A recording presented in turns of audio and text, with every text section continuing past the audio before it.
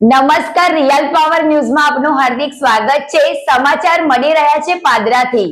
પવિત્ર શ્રાવણ માસમાં શિવ મંદિરમાં આબેહૂબ શણગાર સાથે ઘીના કમળના દર્શન કરાવાયા। વડોદરા જિલ્લાના પાદરા નગરમાં આવેલા રાવળવાસ મહોલ્લામાં પીપળેશ્વર મહાદેવ મંદિરે ઘીના કમળના દર્શન કરાવવામાં આવ્યા। સાથે જ મહિલા ભજન મંડળ દ્વારા ભજનની રમઝટ બોલાવવામાં આવી હતી। ઝંડા બજાર વિસ્તારમાં આવેલ વર્ષો પુરાનું અચલેશ્વર મહાદેવ મંદિર ખાતે વર્ષોની પરંપરા અનુસાર શ્રાવણ માસમાં ઘીના કમળના દર્શન કરાવવામાં આવે છે। ચાલુ વર્ષે પણ શ્રાવણ માસના અંતિમ સોમવારે ઘીનું કમળ બનાવવામાં આવ્યું હતું। જ્યારે પાદરા નગરના મુખ્ય દ્વાર પાસે આવેલ ક્ષત્રિય મહારાજના મંદિર પરિસરમાં કાશી વિશ્વનાથ મહાદેવ મંદિરે ભગવાન ભોળાનાથને આબેહૂબ શણગારથી સુશોભિત કરાયા હતા। તેમજ મંદિર પરિસરને પણ પુષ્પોથી સુશોભિત કરવામાં આવ્યું હતું। શ્રાવણ માસના અંતિમ સોમવારના રોજ ભગવાન ભોળાનાથના દર્શનાર્થે નગરજનો મોટી સંખ્યામાં ઉમટ્યા હતા। સંધ્યા સમયે મહાઆરતી ઉતારવામાં આવી હતી, જેમાં પાદરાના ધારાસભ્ય ચૈતન્યસિંહ ઝાલા તથા મંદિર ટ્રસ્ટીઓ સાથે મોટી સંખ્યામાં ભક્તો હાજર રહી આરતીનો લાભ લીધો હતો।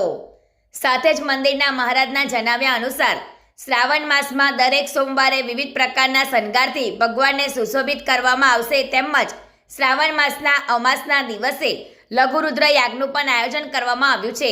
સાંજે 6 કલાકે લઘુરુદ્ર યાગમાં શ્રીફળ હોમી યજ્ઞની પૂર્ણાહુતિ કરવામાં આવશે।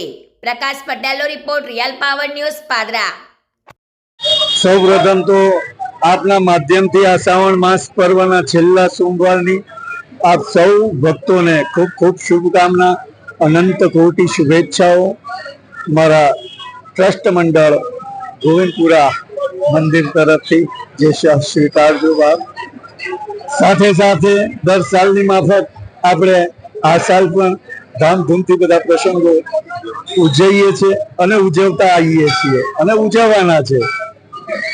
મહાદેવની, દાદાની, બાપાની, માની અસીમ કૃપા છે।